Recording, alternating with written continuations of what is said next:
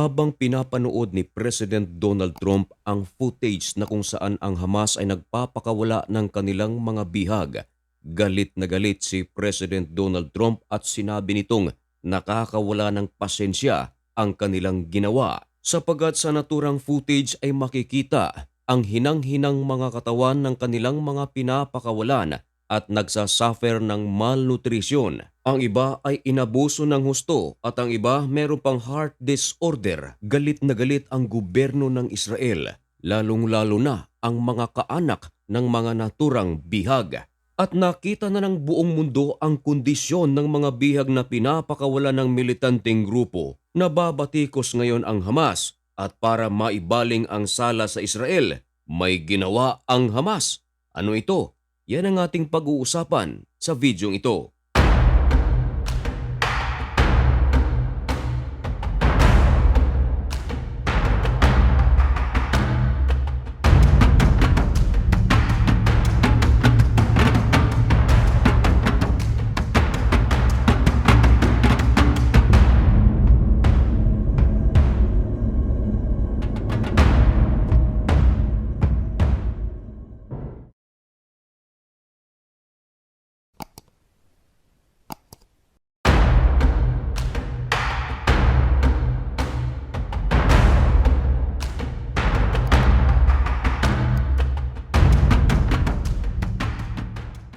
Maligayang pagbabalik mga kaibigan. Kumusta na kayo? Ngayon ay February 11, 2025. Napakainit ng balita na ating ihahatid sa inyo mga kaibigan. Ito ay kaugnay sa palitan ng mga bihag ng magkabilang panig ng Israel at ng Hamas. Matindi ang galit ng Israel, lalong-lalo na ang kaanak ng mga pinakawalan ng Hamas dahil kitang-kita sa kondisyon na malnourished na ang mga taong ito, nagsuffer pa ng pang-aabuso. Ang iba ay mga may heart disorder at ang iba ay nagkaroon pa ng mental problem, physical problem at marami pang iba. Ayon sa Israel's Health Department, ang iba rito ay matagal ng panahon na dinadala ang mga infection at dahil walang maayos na medical attention, kumalat na ito sa ibang parte ng katawan ng mga tao. Ang video footage na inyong nakikita ngayon ay ang aktwal na pagpapakawala ng mga bihag na hawak ng Hamas at makikita rin sa videong ito mga kaibigan ang hinang-hinang mga katawan ng mga bihag na ito. Payat na payat at talagang ang kanilang mga kulay ay hindi malusog kung tingnan. Ayon sa mga kaanak ng mga bihag na ito, hindi raw ganyan ang kanilang pangangatawan noong sila ay makidnap ng Hamas noong October 7, 2023. Buong mundo ay nakatutok sa footage na ito at mga kaibigan, maging si President Donald Trump ay nanunood din pala. Hindi napigilang maglabas ng pahayag ang Pangulo ng Estados Unidos. Ayon sa ulat ng USA Today, sinabi ni President Donald Trump habang pinapanood niya ang mga footage na ito na ang mga taong ito ay tila mga Holocaust survivors. Awang-awa daw si Pangulong Trump dahil sa kondisyon nila at sinabi pa nito mga kaibigan na nakakawala ng pasensya. Tinutukoy ni President Donald Trump ang kasalukuyang ceasefire deal sa pagitan ng Israel at ng Hamas. Ano ang ibig sabihin ni President Donald Trump na nakakawala ng pasensya? Ayon sa ibang mga komenter, napakalaki ng possibility na alisin na ng Israel at ng United States of America ang ceasefire sa pagitan ng Israel at ng Hamas. Lalong-lalo na mga kaibigan na ang Israel ay galit na galit din sa kanilang nakita. Ang United States of America ay isa sa mga mediators upang ang Israel at Hamas ay magkasundo ng ceasefire.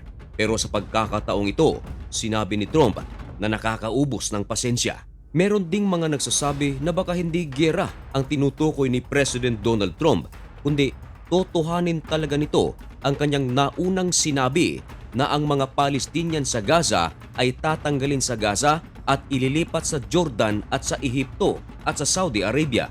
Ayon naman kay Benjamin Netanyahu, napakalaki pa raw ng lugar ng Saudi Arabia at marami pang lugar upang doon magkaroon ng Palestinian state. At dahil nababatikos ng husto ang Hamas dahil sa kondisyon ng mga bihag na kanilang pinakawalan, nagsalita ang kampo ng Hamas at talagang nagalit ng husto ang Israel at iba pang mga grupo dahil tahasang sinabi ng Hamas na ang susunod sana na palitan ng mga bihag ng magkabilang panig na gagawin ngayong February 15 ay hindi na matutuloy sapagkat ang kanilang reason mga kaibigan, ang Israel ay nag-violate daw sa ceasefire agreement. Ayon naman sa mga analyst, kapansin-pansin daw ang timing ng pagsalita ng Hamas tungkol sa pagpapaliban ng palitan ng mga hostages na gagawin sana ngayong February 15. Ito raw ay malinaw na taktika ng Hamas upang ang galit ng taong bayan laban sa kanila ay maibaling sa Israel. Kumbaga, para masapawan ang isyo ng kanilang pagpapahirap sa kanilang mga bihag ay kinakailangan nilang gumawa ng ibang eksena. Hindi ito nagustuhan ng Israel mga kaibigan. Galit na galit si Benjamin Netanyahu dahil sa balitang ito. Dumagdag pa sa galit ni Benjamin Netanyahu mga kaibigan na meron pa sanang 17 na mga bihag ng Hamas na kinakailangang makumpletong palabasin bago matapos ang 45 days at ito ay nabilong sa first phase agreement. Pero ang nakakapanlumo mga kaibigan, inamin mismo ng Hamas na ang iba rito ay hindi na magagawa sapagkat wala na palang buhay. Kaya ayon sa mga eksperto, malaki ang possibility na ang ceasefire sa pagitan ng Israel at ng Hamas ay hindi na magtatagal at ito ay muling babalik sa digmaan na kanilang nasimulan. Sana nga ay hindi na. Sana nga ay mahilot pa nila ito. Pero maging si President Donald Trump ay nagbabanta na rin, lalong-lalo na sa kanyang sinabi na nakakaubos ng pasensya ang ginawa ng Hamas. Ngayon, ano ang tinutukoy ng Hamas na na-violate ng Israel sa agreement? Kahapon lamang mga kaibigan ay sinabi ni Abu Ubaida, spokesperson ng Hamas. Sinabi nito na sa loob ng 3 linggo, meron daw mga violations ang Israel. Tinatawag itong systematically violating the ceasefire agreement. Pero hindi idinitalye ni Abu Ubaida kung ano ang particular o espesipikong violation na ginawa ng Israel. At alam nyo ba mga kaibigan na dahil sa mga pangyayaring ito, nagsalita na si Benjamin Netanyahu at napakatindi ng kanyang banta. Ayon kay Netanyahu, dahil sa napakalubhang sitwasyon ng 3 bihag na pinakawalan ng Hamas, hindi raw pwede na hindi managot ang Hamas. Nako, ano ang ibig sabihin nito mga kaibigan? Ayon kay Netanyahu mga kaibigan, meron na daw siyang instruction na inihabilin sa otoridad. Pero hindi ito isinapubliko. Ano sa tingin ninyo mga kaibigan? Karapat-dapat lang ba natapusin na ni Benjamin Netanyahu ang agreement o ceasefire deal sa pagitan ng Israel at ng Hamas? O manahimik na lang? Ipaalam ang inyong mga komento dyan sa comment section at malugod ko po iyang babasahin. At antabayanan lamang mga kaibigan ang mga susunod at pinakabagong kaganapan sa Israel, sa Middle East at sa ibang panig ng mundo dito lang sa Usapang Banal. Kaya para maging updated ka, isubscribe mo na rin ang napakaliit nating channel na ito. Hanggang dito na lamang muna ang video ito. May God bless you and thank you so much for watching. Goodbye.